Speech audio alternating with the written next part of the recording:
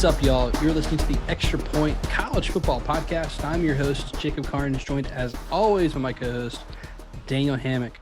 Daniel, we have made it to our last conference/division preview. We're hitting the SEC West, the best division in college football, so got to save the best for last. You know, you and I were actually commenting on the win totals for this division. Everyone's projected to go to a bowl game in the SEC West, so no win total lower than 6 in this division. That's pretty impressive. Yeah, you think about these teams maybe cannibalizing themselves a touch. It also, there's a certain validity to them going out of conference and beating everybody, or maybe even beating their Eastern counterparts so that they can all accumulate enough wins to do that. But yeah, it's definitely something that if you're looking at the SEC and you see that they've sent, 12 teams and 7 of them are from one division, that's pretty impressive to the bowl games. I was looking. So actually last year, every team did go to a bowl game last year. So all 14? Or excuse me, all 7 of the West. Oh, you're talking went to a about bowl of the game West. last year. Yeah. So pretty impressive. Daniel, we start talking about these teams, it makes sense. Oh, yeah, especially this year. So let's not waste any time. Let's dive right in. Start with the top win total wise. Alabama coming off of a national championship loss to Georgia, but I mean, heck of a season last season, 13-2. Return a lot this year, especially on defense. Their win total set at 11. So Vegas with that whole number 11, weak cowards. So over, under, maybe a push here. Daniel, where are you going with the Tide? Yeah, reigning SEC champs. They are projected to win the SEC this year. So obviously Bryce Young is going to command a lot of the talk. He's phenomenal, but he's one of the few things that I'm like, it's just a check mark for him. Like, he's Heisman winner, everything of the sort.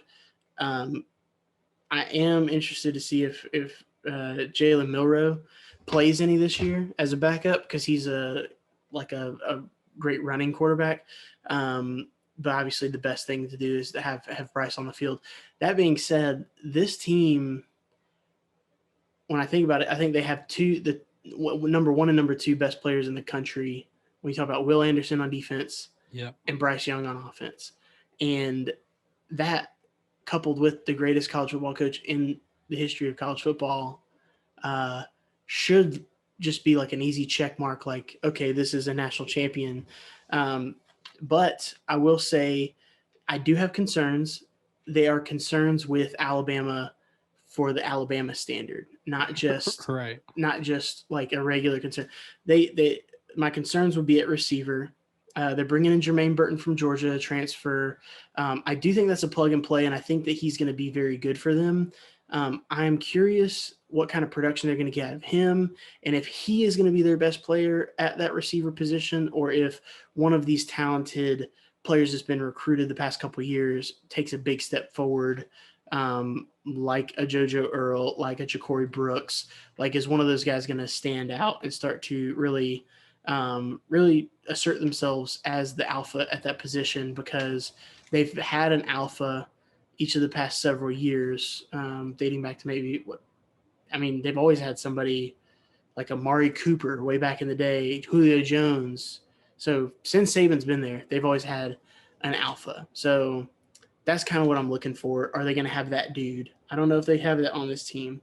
Offensive line was already kind of spotty last year, and then you add to it losing a top 5 pick or top 6 pick in the NFL draft.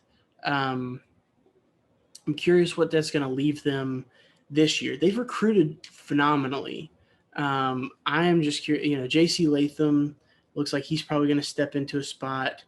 T.J. Ferguson, just some great players that have been recruited. I just got to see if they're going to maybe gel on that offensive line. Tyler Steen transfers in from Vanderbilt, and looks like he's going to step in and be the left tackle, which I don't know if it's an indictment on what was already there, or if he just is much better than we expect. He is a senior. He's played SEC ball, a bunch of starts. So that's something to look at. They got the Brockermeyer brothers. I think that's going to be it'll get sorted out.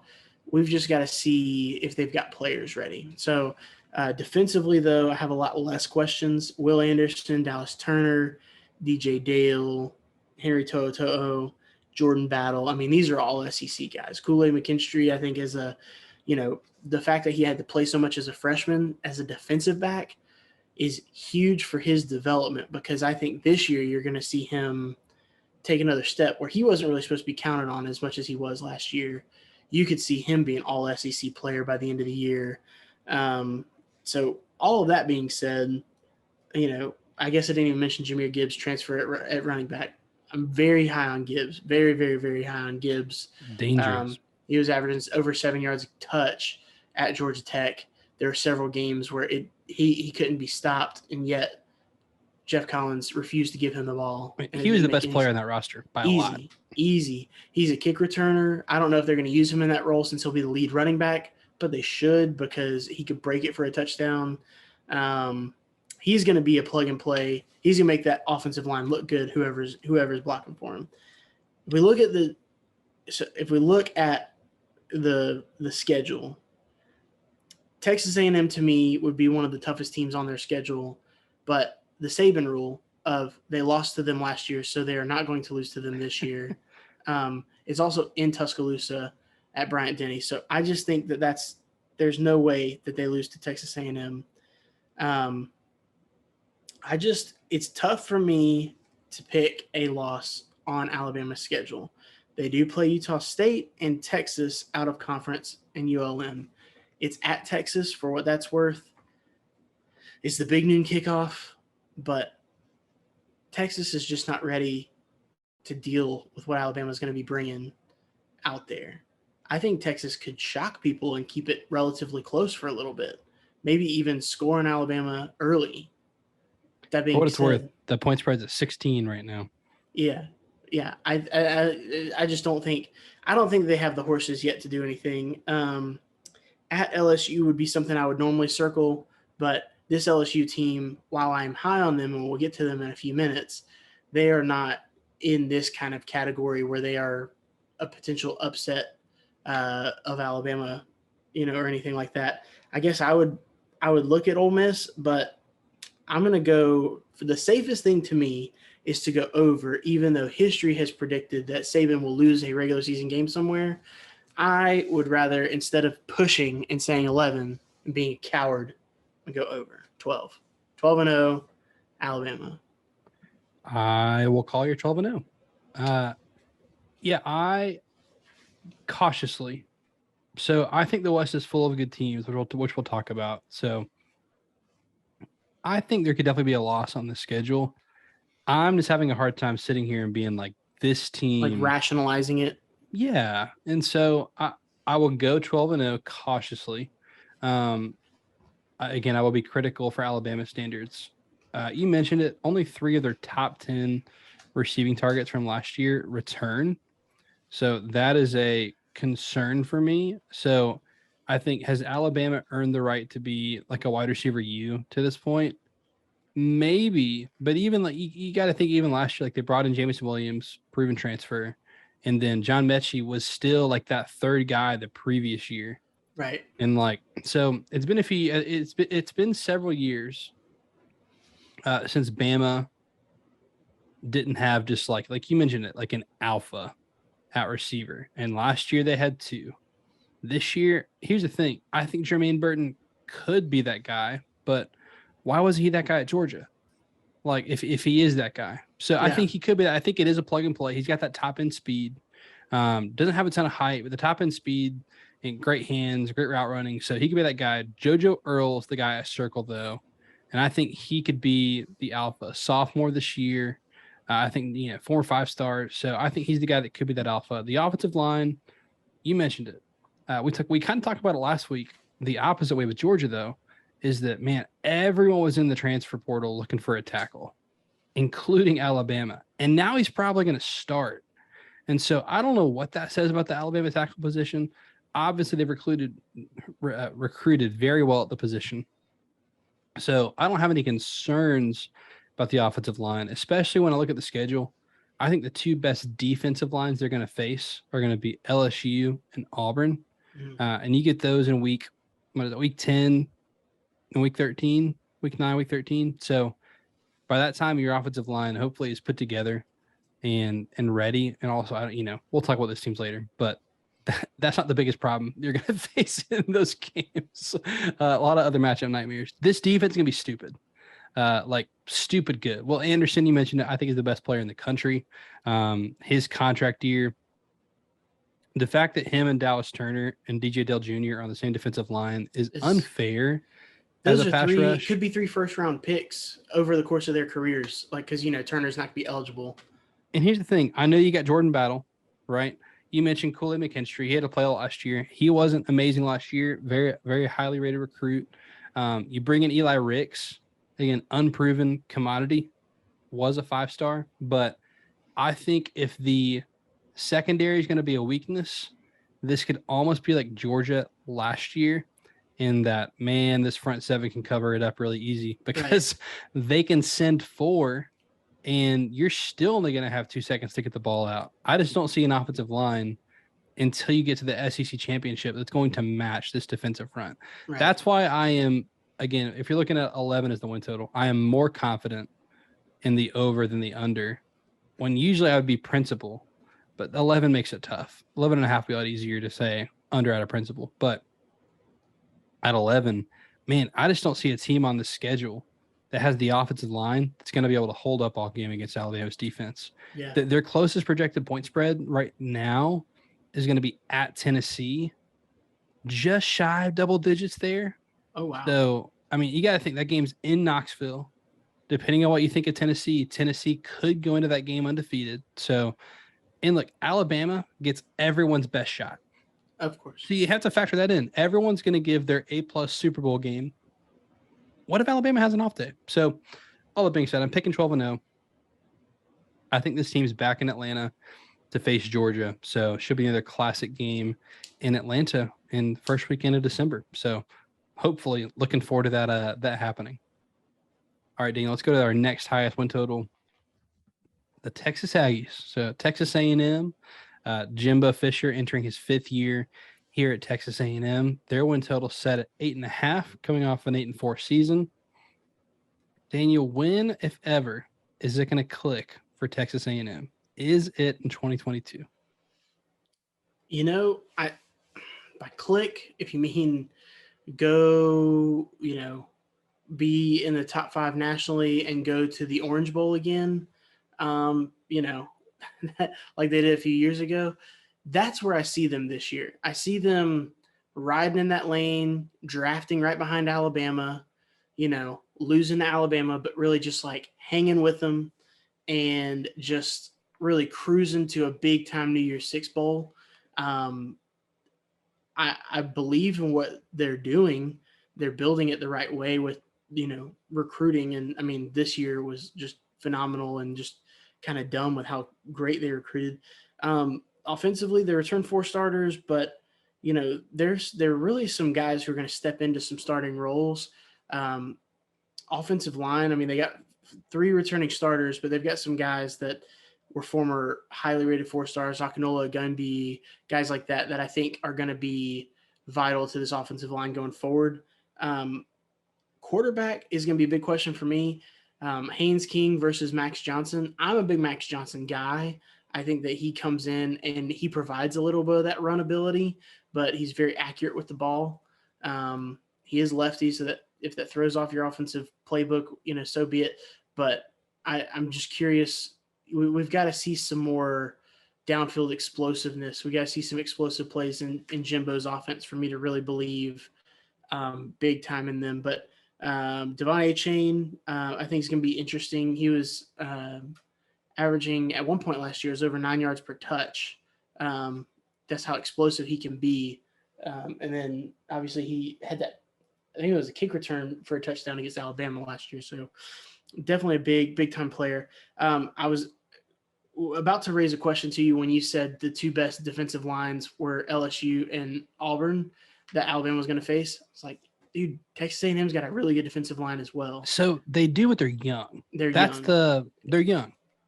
That's fair. They all are talented, though. So, McKinley Jackson, obviously, he's a former highly rated 4-star. If he would have popped a year earlier in high school, he would have definitely been a 5-star, I think. Shamar Turner, former 5-star. They've just got some dudes on the defensive line. So I'm interested to see kind of how that plays out. It still seems like they got all the right parts, but they don't really have them in the right place just yet. So they're going to take another year to smooth things over. Like, they should be good, like just rolling the helmets out to beat most of the teams on their schedule, just with the talent that they have. But for this thing to look like a smooth, and for them to beat Alabama in a consecutive year, which, again, I don't believe that's going to happen this year, for them to just beat all the teams that they're supposed to and not be 8-4, I don't think that that's going to be the case. I do think they're going to be better than 8-4. So let me say, I go through their schedule. I think that scheduling Miami, I have questions why they did that, but they did it. It's at least in Kyle Field. And then, they have all these games away from Kyle Field where they play Arkansas, which is a neutral site game. Then they're at Mississippi State, at Alabama, at South Carolina, all back to back. In that stretch, I think they lose 2 games. So I think Alabama is probably one, and they lose one other game in that stretch. And then I have them losing to LSU. So I have them 9-3.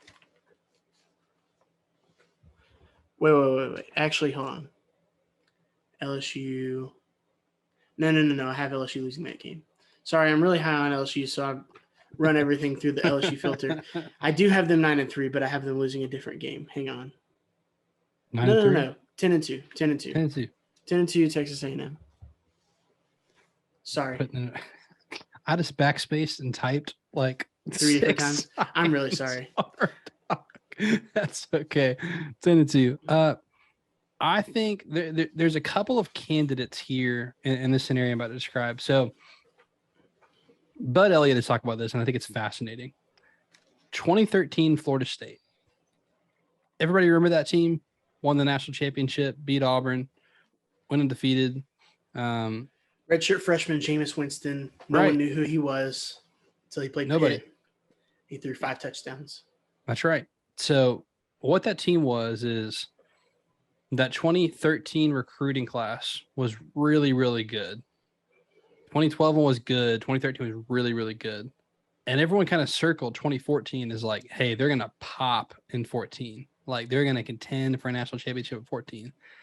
Then they were just a year ahead of schedule. They won it in 13. They put it all together with a young team, and they won a national championship. Texas A&M is in this category of 2013 Florida State. I think a lot of people see this highest rated recruiting class of all time and circle like, hey, 23, when those guys are sophomores, full year in the system, watch out for A&M. I'm saying watch out for A&M this year. Like, they are compiling a level of talent that I think that they have risen the floor tremendously of Texas A&M. And here's the thing. If their win total is at 8.5, right? I think if they come out here and go 8-4 this year, I do think that's a disappointment. I think you got to win at least 9 games this year for Texas A&M. Like, I know that they're young and that they're freshmen, but this number 1 class is the cherry on top. Like, Jimbo has done a phenomenal job recruiting in College Station. So can they put it all together this year? I think they've got a lot of pieces. One, they didn't have quarterback figured out last year. I think they've got quarterback figured out this year because regardless, whether it's Haynes King, Max Johnson, I know Jimbo hates freshmen, but Connor Wegman, like, regardless, one beat out the other. And so that's a win in that whoever wins, you beat out a really good quarterback. And 2, you've got like really talented depth behind them if someone were to get injured. So that's a key piece. The offensive line should be pretty good. Defensive line, I know I mentioned LSU and Auburn, probably the best 2 defensive lines in the SEC West. I think A&M could be. It's just unproven. So I can't sit here right now and be like, yes, that is my number 1 defensive line in the SEC West. They're young. They got some dang good talent. Walter Nolan probably going to start on defensive line this year. True freshman. Formerly number 1 player overall. at one point. I don't know if he still had it by the end. No, Travis Hunter. They've got the number one player somewhere. They ended up with like 4 or 5 stars on the defensive line, right? That came in this year. Yes. Just specifically on the defensive line. Evan Stewart is a game-changing wide receiver. I think that's a big, like, they haven't had a game-changing wide receiver so far in Jimbo's tenure in College Station. So, again, I think this team could put a lot of things together. That being said, this schedule is really freaking hard. So, I'm going 10-2. So I don't think they put it together yet, but I think 10-2 in the SEC West near 6 bowl is still like, you could be a top 5 team in the country and go 10-2 with this schedule. So right.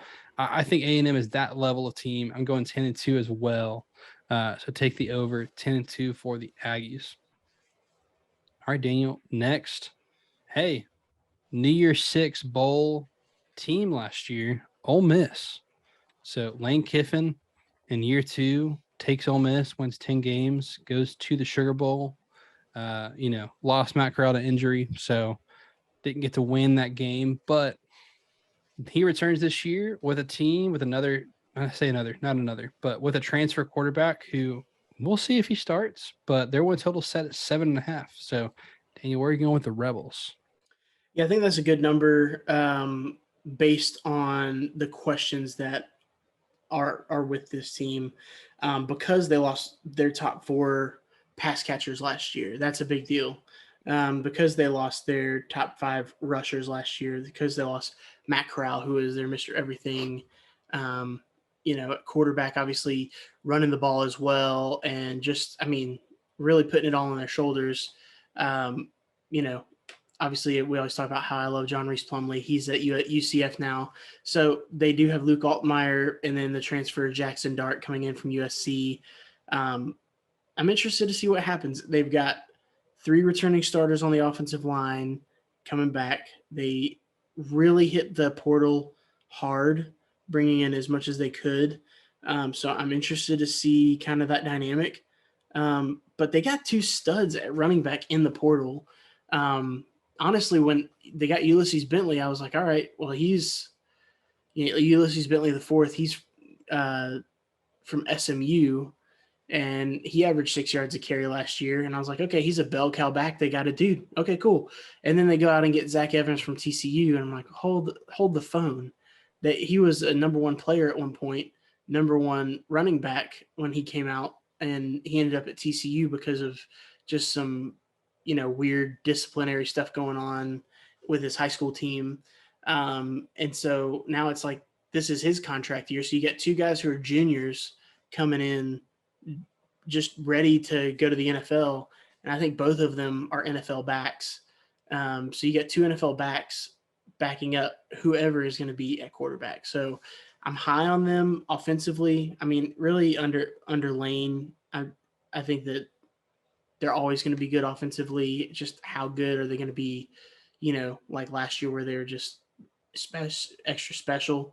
I don't know. I think that depends on what development happens in the receiver room.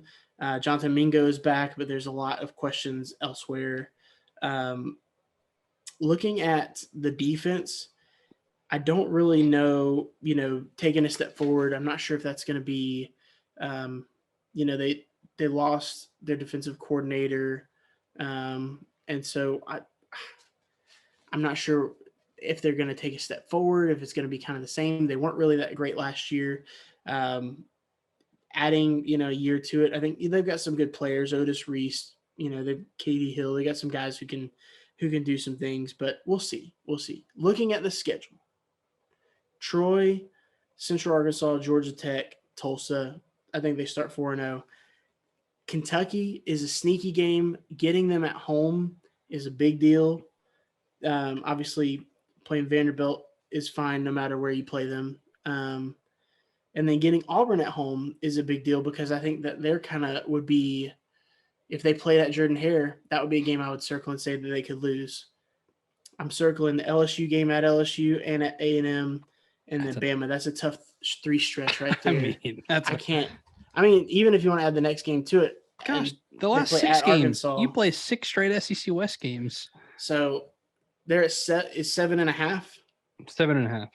Okay, I have them at 8-4 this year, so I do go over slightly.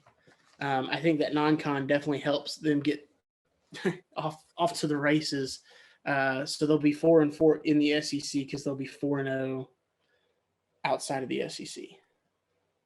You and I are going to disagree at some point, but not yet. I'm also going 8-4. So I do think there's an SEC West team that we're going to talk about that is a top 25, top 20 team nationally that goes 7-5 this year. I don't think that's Ole Miss. I think Ole Miss is going to get one more. I think again that this is going to be, I mean, at least a top 20 team, could be a top 15 team again this year. They got to figure out quarterback. Now, the good thing is we know Jackson Dart is talented. I don't think it's a sure thing he's going to start. He absolutely might. But Lane Kiffin is both indicated, reports in practice are that like this thing's not a done deal. He did not come in and take the job by the throat. Luke Altmaier definitely is in this thing and might have even had a slight lead coming out of spring. So this was the number 2 rated transfer class. So it's hard to factor in the impact that's going to have. Obviously, the transfer portal's had a big impact in college football. You can see what Jameis Williams did last year as just a prime example of like what you can do with a new team. I'll highlight Jalen Robinson coming over from UCF. I think that's a big addition at wide receiver. I do think this receiving core is talented, especially in this offense, right? This offense is a cheat code. It's one of these Brile style offenses, spread you out wide with their offensive line, I think is going to be an improvement over last year, but man, this defense, like my thing is defensively, could they have a top 40 defense? If so, they could go 9-3. Ooh, yeah. Like if they could have a top 40 defense. I don't know if they do. I'm going 8-4. I do like this team a lot. That the end of the schedule is brutal. Like this is a team that could start 7-0 and lose 4 of the last 5 games. Right. Like going at LSU, at A&M, Alabama, at Arkansas, Mississippi State. That is no joke. That's one of the toughest 5-game stretches in the country. So I hope they get their wins early and get rolling, carry that momentum because you're going to need momentum to get through those games. Just the body blows in those games. You're going to be limping to the finish line. So 8-4 though, I will take the over on Ole Miss. Now let's go to Arkansas. So Arkansas, team that won 9 games last year. Sam Pittman's second season last year, enters his 3rd year. Excuse me, they had a big win over Texas in week 2. Big win over Texas A&M week 4. Very magical season for Sam Pittman in year 2. Where are you going with the Razorbacks? Yeah, it's tough because, a lot of the national media is finally catching on to something that most plugged-in SEC fans recognized almost immediately with Sam Pittman and just like how good of a fit that was, because this is entering year 3 and just the first year turnaround and then last year really being like kind of icing on the cake, winning 9 games, but beating A&M and Texas in the same year is just huge for the program. And, they'd come so close to beating A&M for several years in a row with that one being a rivalry and kind of being the, where they is that one played in, that's played in Jerry World, right? Yeah. A&M in Arkansas. Yep. So that was their first time winning it. So anyways, that's big. I'm big on Sam Pittman, his whole, everything he's got going on. Offensive line, I think, is going to be really good, obviously, because of Sam Pittman, but 4 out of 5 starters are back. KJ Jefferson back at quarterback. He's top 5 quarterback in the SEC. Depending upon your list, he's number 2 or number 5 or, whatever, but he's big time. I think that he could definitely lead them to some wins. I have a lot of questions losing Traylon Burks from last year. Who's going to be the alpha receiver? Bring in a transfer in Jaden Hazelwood, who former 5-star. Looks like he might be that guy. Trey Knox at tight end, former receiver that they had transitioned down to a tight end, just put some weight on him. And he's actually been more productive. He was not doing so hot as a receiver. Now that he is a tight end, I do expect big things from him. Malik Hornsby is a backup quarterback who I think you'll see a lot at receiver. Pittman has referenced this a bunch just because of he's one of their best athletes on the team. And it's not just simply one of these things like, oh, he runs fast, so we're going to – no, he's just really good with the ball in his hands. So I look for Kendall Briles to do some fun things with him, whether it be double passes or just be a flat-out fluid receiver and get him the ball. Rocket Sanders is the running back. They get 4 of their top 5 running backs are back from last year. So that's going to be – or leading rushers, 4 of their top 5 rushers. This schedule, that is what holds me up from just being like, oh, they won 9 games last year, pencil me in for 10. Or, like a lot of the national media, I feel like, or even the SEC media is ready to just, put Arkansas up there.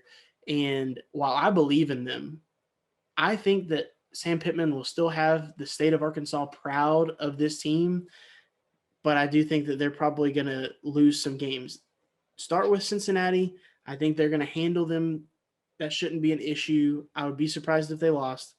South Carolina comes in. We think South Carolina's be better, but Arkansas should take care of them. I think they lose to A&M this year. I have that down as a loss. It was great that they beat them last year, but they lose back-to-back games for me. A&M and Alabama. At BYU is going to be tough. I believe I have Arkansas winning that game when we did BYU. I have Arkansas losing to LSU, and I have them losing 4 games. I have them 8-4. So they're over, but maybe not quite so over. So Arkansas is a team that I think will be better than last year, but maybe the same record-wise. So almost went 8-4. I'm a little higher in Arkansas. I'm going 9-3 with this team. I am buying that the floor has been raised at Arkansas with Sam Pittman. I do think KJ Jefferson is the second best quarterback in the conference. This team will be better than last year. The offensive line is going to be a lot better. You've brought in transfers that are plug and play. I think it's not just like that you bring in transfers, is that you bring in transfers at positions of need or at positions that like everyone wants to have. So Jaden Hazelwood, he's a former 5-star wide receiver. You talk about losing Treylon Burks, plug and play with Jaden Hazelwood. We think he has that kind of ceiling, at least, right? Talent wise. Drew Sanders, former 5-star linebacker, was at Alabama. He was in the same he was in the same defense as Dallas Turner, Will Anderson. He's not seeing the field at Alabama. He can go to a place like Arkansas and lead their team in tackles, like be top 3 in the conference in sacks. Like he's that kind of player. Right. He wasn't going to get playing time at Alabama. This is not these like, wasn't a culture fit. Like cast-offs, yeah. Yeah, you're right. These are really good players that are just looking for fresh starts, and both in contract seasons. I think those could be 2 major players for them this season. The schedule's tough. I don't know who made this schedule. I don't know if it was this current athletic director or not, but scheduling Cincinnati and BYU when you play in the SEC West and honestly Liberty is just, it's stupid. Like with the way the rules currently are, there is no incentive to scheduling difficult games. Like schedule 4 cupcakes outside of your SEC West schedule. That being said, again, I think the floor is raised at Arkansas. I think you can do a lot with a good quarterback and a hard-nosed defense. I have a ton of respect for the fact you mentioned it, but I think they have one of the best coaching staffs in the country. Like Sam Pittman is a head coach, Kendall Briles is an OC, and oh my gosh, I just lost his name. Missouri's old head coach. Gosh, Barry Odom. Thank you. I was like, I was on a roll here. I'm like, I was like, I'm going to talk about Barry Odom, and then I forgot his name. Kendall Briles and Barry Odom, one of the best like 1-2 punches at coordinators in the country. Oh yeah. And the fact that Sam Pittman has kept them around. Josh Pate, friend of the show, actually interviewed Sam Pittman at SEC Media Days, and he asked him like, "Hey, why are these guys sticking around?" And of course, Sam, very humble in his answer, but just like, "Hey, we try to have good culture. We pay them as well as we can. They like the team, they like our system because they've both been offered more money this offseason to go to other places, and they've stuck it around at Arkansas. So all that being said, I love Arkansas. Be a little bit biased there. I love the culture of this team, love the coaching staff, love some of the players in this team. I'm going 9-3. I'm going over. This is my risk that I'm taking in the SEC West because the schedule's brutal. But I'm saying that this is a team that could be a top 15 team nationally and go 9-3. This could be a top 10 team nationally and go 9-3. The schedule's brutal, but I like Arkansas to go over. I wonder because we talk about the schedule being crazy. But the SEC obviously requires you to play one Power 5 non-conference game. I'm looking at it and I'm like, okay, so Cincinnati doesn't count as that, but they're no picnic. Liberty doesn't count as that, but it's like BYU. I'm almost like, did they even count? Because they're not technically in a conference, so they're not technically by the letter of the law Power 5. But I wonder if they count as Power 5. I would think that it was kind of like a understood, hey, this is okay. They had to get that checked off, though, because I'm looking through the schedule, and that was something that popped out. They're playing at Provo. That's that big on the road. Right. Well, because, the rules in there because of the in-state out-of-conference games that, like South Carolina and Clemson, Georgia Tech, Florida State, it's in there because of that. Right. And that's why they have an 8-game schedule rather than a 9-game schedule. So that's always something. We'll have to see if those stay in the new league in here in a couple of years. All right, Daniel, it's time.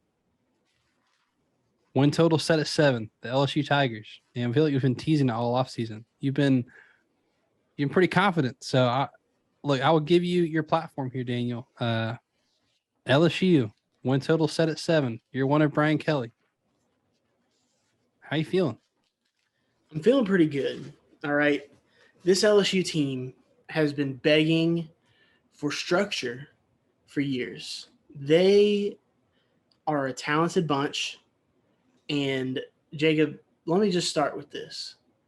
There's the best 3 things you can do is have a good quarterback, good receivers who are going to catch the ball and score touchdowns for you, and then a good pass rush that's going to just knock the other quarterback down so that you can win games. I think this team has all 3 of those. So that's where I start. I think that they have 3 quarterbacks that could all start and win games for this team, but I'm a big Miles Brennan guy. I think Miles Brennan is going to win this job. So that's kind of where I start. He's a 6-year senior. He's never quite gotten his chance because of injury, or he came in as a true freshman and played, and he was not ready.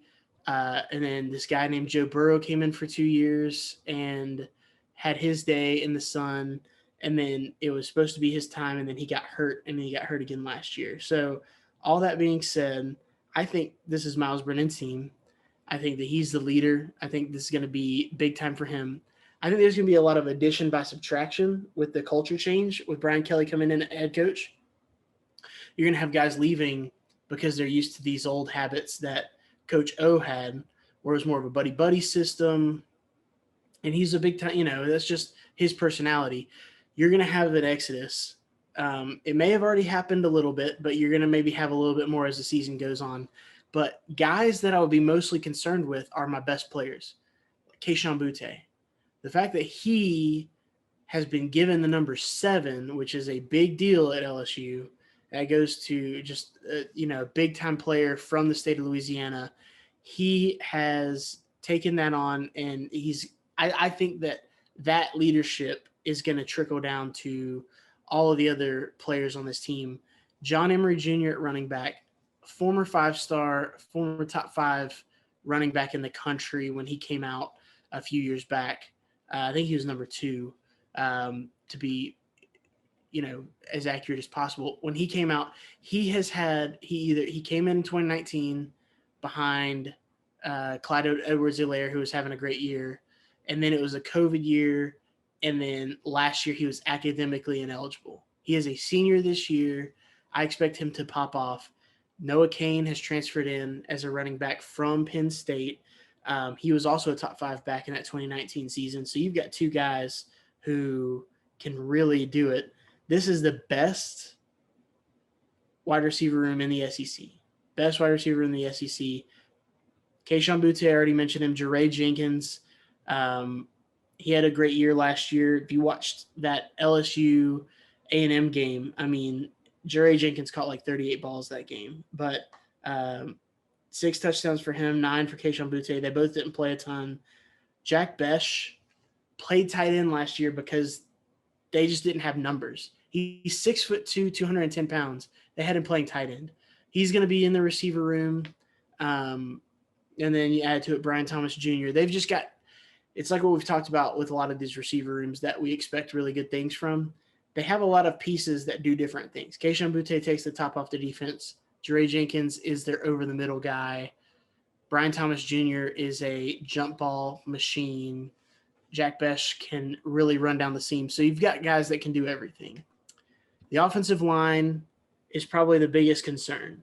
That being said, they've got 10 players, Jacob, who have started a game in college football. So, I don't know. 41 starts is all they've got between them, those 10 players.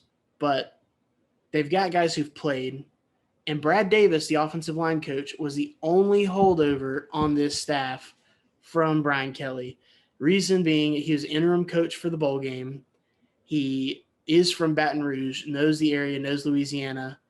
Brian Kelly's been very specific with hiring guys from Louisiana to help him here. And offensive coordinator Mike Denbrock is who he had at Cincinnati when he was there. So I believe in all of these guys. Defensively, I agree with you. I think their defensive line is going to be one of the best in the conference. BJ Ojulari is back. He was their leading sack guy last year. I think he's due for a big year.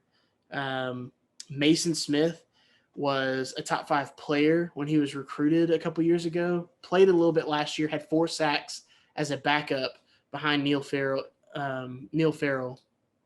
And now he's going to be the main guy. So I'll look for him. And then Ali Gay, it was surprising that he came back to this team, but they're expecting big things from him. If there's a weakness, it's the secondary. And all those guys are transfers that are probably going to start. 2 guys from Arkansas, Greg Brooks and Jay Falsha, and then just some other dudes. I expect Major Burns to play well. Anyways, I think the organization is enough for this team to simply go 10-2 this year. And it's in the SEC Pause West. for dramatic effect. It is in the SEC West. This team, what did they go? 6-7 last year. They went 5-5 the year before that. That being said, I'm not expecting them to go blow anybody out this year.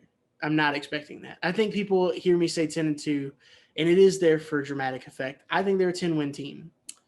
But I think they're going to do it a lot of crafty ways. I think they're going to win a lot of these 24-21 games, 20-17. They're not going to have it all figured out. But there's going to be some games where they do it all correctly. And there's going to be some games where they don't, like against Alabama. I think they'll lose. And at the end of the year at Texas A&M, I have them losing those 2 games, the 2 best teams on their schedule.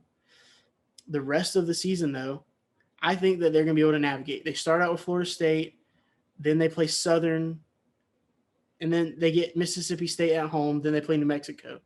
I think that's very manageable to start the season. Mississippi State will be tough, but I think that's manageable to start the season. And then you start into SEC play at Auburn, Tennessee. I think they're just better than a lot of these teams. And it'll show up as the season goes on. And they get confident in Miles Brennan.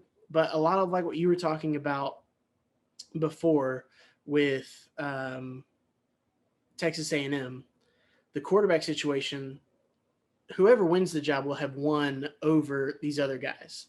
And because of the timing of the season, you're not going to have Jaden Daniels transfer, Garrett Nussmeier transfer at this point. They're just going to play out the season and then transfer if that's their choice. If there's an injury, which Miles Brennan's been accustomed to, you've got Jaden Daniels, who's got 39 starts at an FBS level. You've got Garrett Nussmeier, who I'm really high on at quarterback. So I think that there's depth where they may have not had it before. And I think you can honestly attribute the organization that Brian Kelly's going to bring, have these guys coached up. It's going to bring them to 10 games this year. So 10-2 LSU. Over 7. Yeah, way over 7. 2007. 2007 is an important year. 2007, Nick Saban got hired away from the Dolphins and got hired by Alabama for a $32 million contract. At the time, one of the highest paid coaches in college football. LOL at that now. LSU went 10-2 in 2007 as well. But Bama went 6-6 in the regular season. 6-6. More recently, 2016. 2016, Georgia hired Kirby Smart. All right, 7-5 in year 1. Both of those teams in year 2 won their division. In Bama's case, they went to the SEC championship, lost to eventual national champion Florida. But, I mean, it's history after that, right? Georgia plays for a national championship in year 2.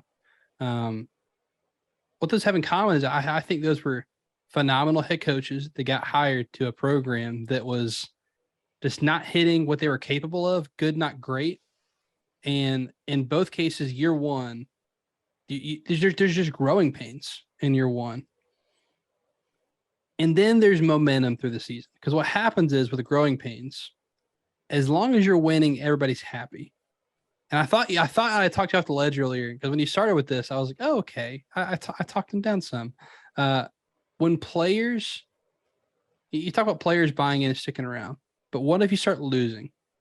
What if you lose a game? How many of those key players just stop trying? Talent's there. So how many of these guys that are maybe not in contract years are going to want to stick around and do it the hard way? Think about Sark last year. You and I were high on the fact that Texas's roster has a floor to it.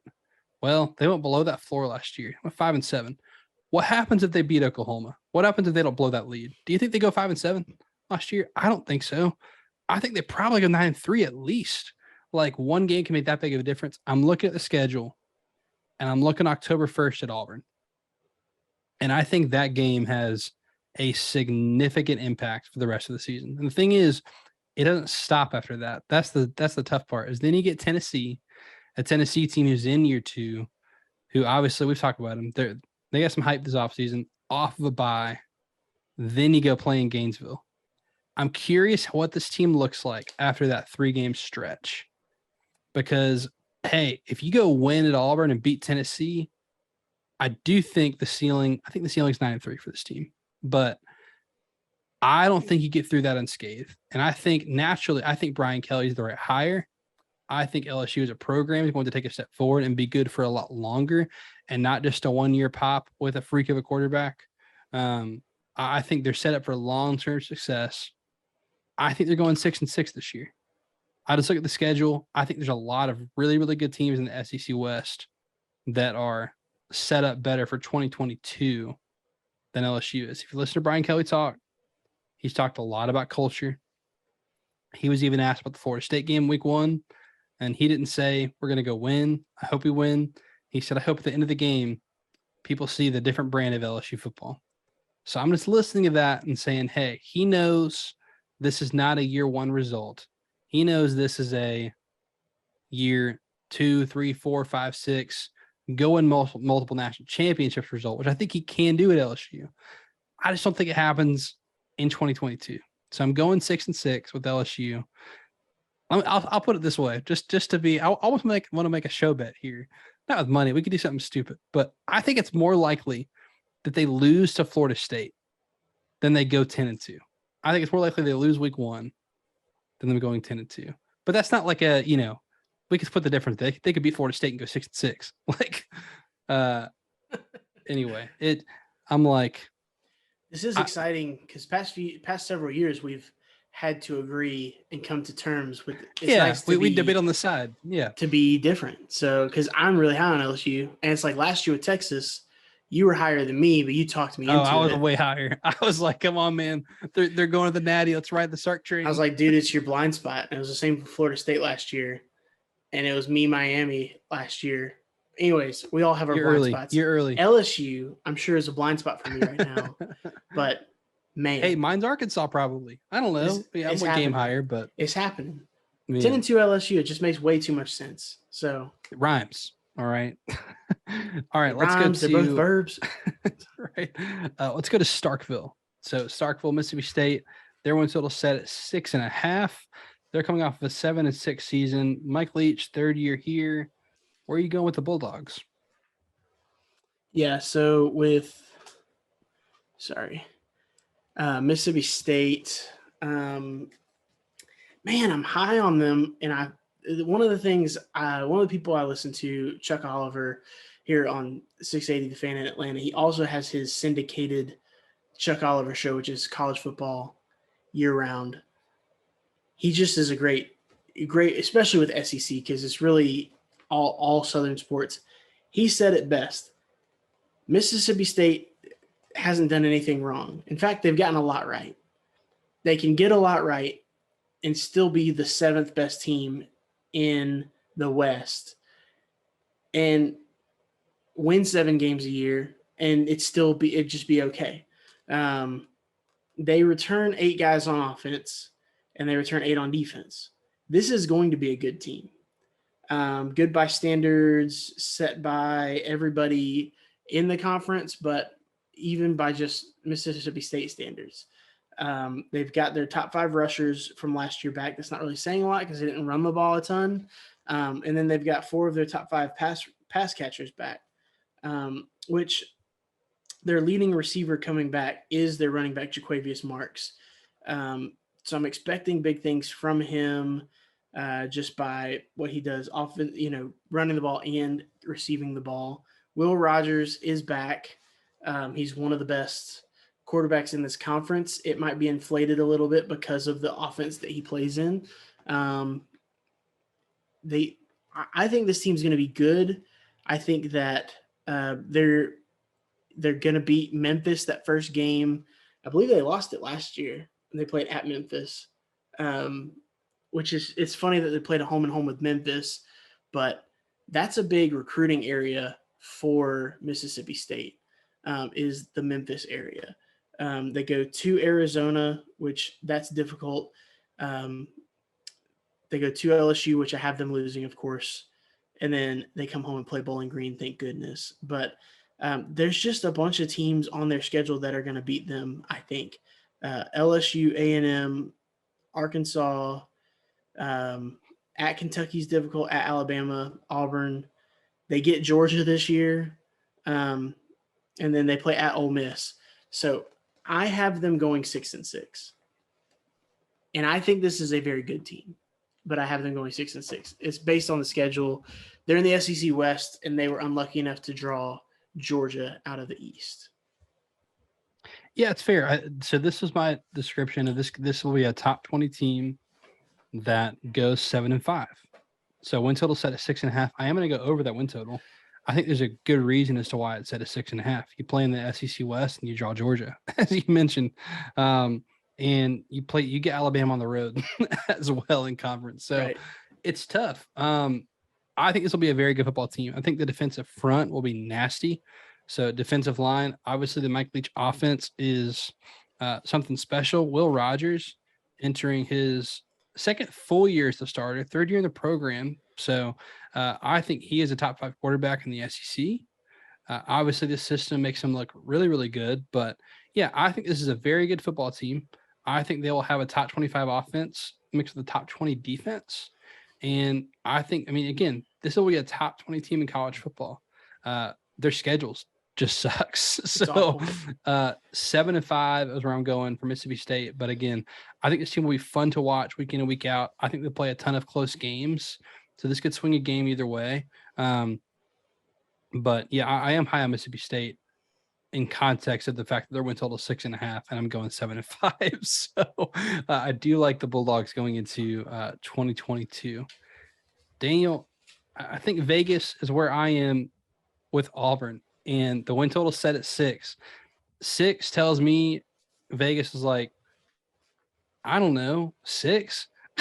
So I guess. Yeah. It's like, well, all right, 6, I guess. So, man, where do we go with Auburn after the coup attempt? The coup attempt this offseason with Brian Harsin. Yeah, it's tough because all of a sudden Brian Harsin now has a podcast and he is just doing his thing. I'll say this. While I don't have a ton of faith, I think it's more likely that he ends up getting fired than keeping his job. It could be, we could look back at this and say, wow, that was all he needed to become an SEC coach. Because now he knows what it's about. He knows it just means more. He knows about recruiting. He knows these people are insane. And he kind of talked with his chest out a little bit at SEC Media Days after seeing that. So I'm kind of wondering if it had a reverse effect of he's more confident now because he was able to overcome the coup. And now he's back. And, you know, if he has a good year this year, you know, maybe those people trying to push him out will, you know, want to see this through. Thank goodness for them. They start with Mercer and San Jose State. That's good to get some wins under their belt. Quarterback's going to be a big issue for me because I really don't know what they're going to do. TJ Finley's back. Obviously, Bo Nix is gone. He transferred to Oregon. And then they bring in Zach Calzada, and I still don't really know what to think about Zach Calzada after last year because there's some games where he looked like, you know, future NFL quarterback, and then some games where he just could not calibrate his arm, and he was inaccurate. And I don't think that's set up for any type of success with this receiving group, which I'm very low on. Shedrick Jackson's their lead receiver coming back, had 1 touchdown last year, 500 yards. I agree with you about the defensive line. Derek Hall, Marquise Brooks, just different dudes who are going to be there for them this year. Offensive line, they weren't any good, but they've got 4 seniors on the offensive line. So sometimes that matters in college football. It might not matter against the elite teams because they're going to have better freshmen, sophomores, and juniors than your seniors, but 4 seniors and a junior on the offensive line, that might play against a lot of this more average defensive lines that they play.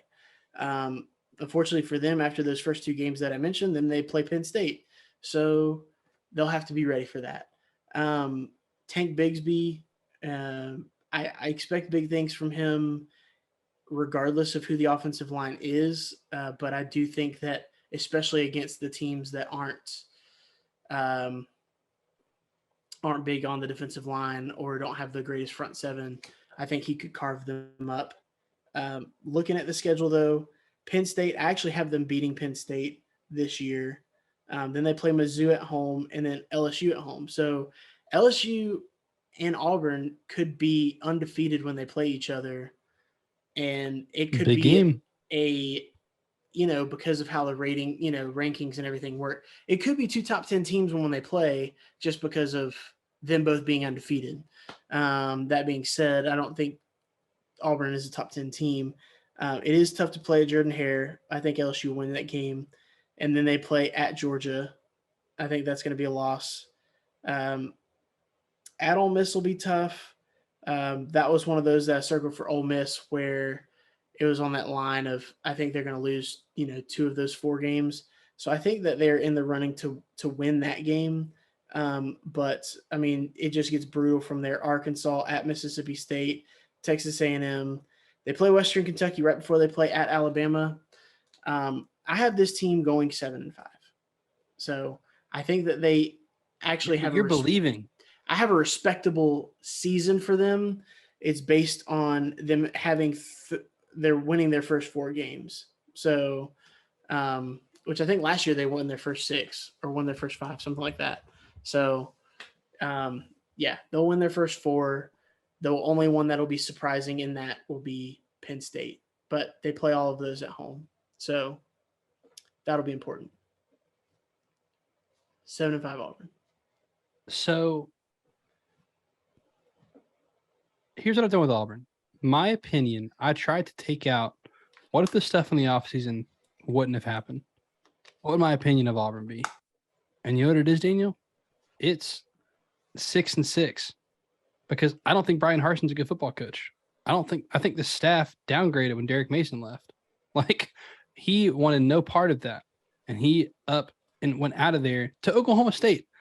That is a step down job-wise. He went to Oklahoma State because he wanted out of Auburn. It is impossible to ignore this stuff. Also, I look at where Gus Malzahn was recruiting for Auburn. He was recruiting top 10 classes at Auburn. Harsin came in, recruited a top 25 class. 2 of those, so out to the top 20. And I know it's July, or I guess it's August now, but their class is currently ranked 70th for the 2023 cycle. He's not stocking the. So here's the thing. This is the year where if they're going to pop, it's got to be now because you still got Gus's top talent on the roster.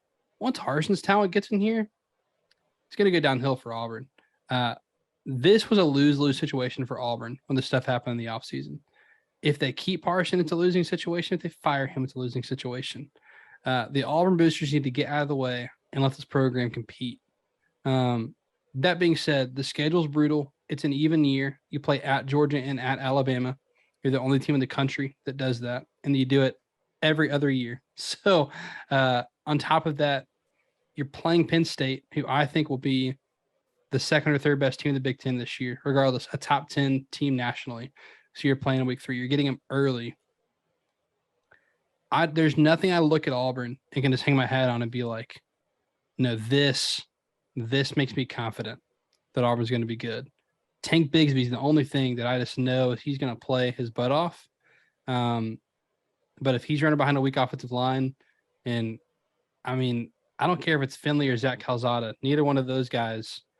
If you thought Nix was average, wait till these guys play quarterback because Bo Nix was significantly better than both of these guys. Who was the best team they beat last year? At Arkansas was their best win last year. They also beat Akron, Alabama State, Georgia State in a come-from-behind victory that honestly probably should have lost that game. At LSU, a bad LSU Ole Miss team. was 10-2 last year. In Ole Miss. So yeah. So that's probably the best team you beat last year. So there's just nothing I look at Auburn and be like, absolutely. It's a big question mark for me. And when every other team, I have more answers to questions in the division than I do Auburn. Yeah, I'm going to pick them to finish last in the division. I'm going to pick them to not go to a bowl game. I'm going under their win total. I'm going 5-7. So, yeah, I just think, it's talking season, right? So Brian Harsh gets media days, and he's like, it didn't work. And, all this stuff, and everyone's like, oh, wow, Auburn, the players had to meet the president. All this other stuff. I'm like, time out. What if none of this had happened? Brian Harsh was a bad football coach to begin with. So it didn't affect it. I downgraded them by a win, but I was already at 6-6 going into year 2. I don't like the hire. I don't like the staff. The roster's going downhill. I'm getting ahead of this one. I'm selling my Auburn stock now.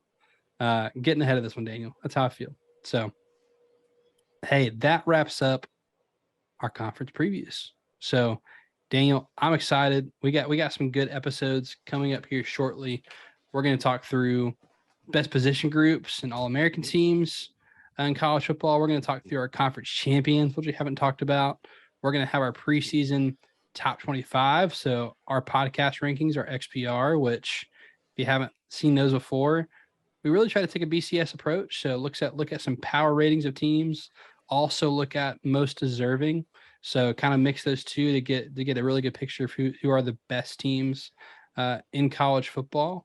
We're going to talk through, playoff predictions, New Year's 6 predictions, national championship predictions. So a lot more stuff coming nationally preview-wise. And then, Daniel, we are 4 Saturdays from week 0 as of yesterday. We're recording this Sunday. Really watching way too much of, Northwestern and Nebraska? Dude, heck yeah, in Ireland. And then also Vandy at Hawaii at like 10 o'clock at night. Love it. I'll be watching every second of that game because it's football. That'll be the most I watch Vanderbilt all year, probably. We only get 15 Saturdays, so it's got to cherish them. It's fall, so it's coming. You can follow him on Twitter at Deep South Daniel. You can follow me on Twitter at Jacob Carnes with a K, and that will do it for this edition of The Extra Point. He's Daniel. I'm Jacob.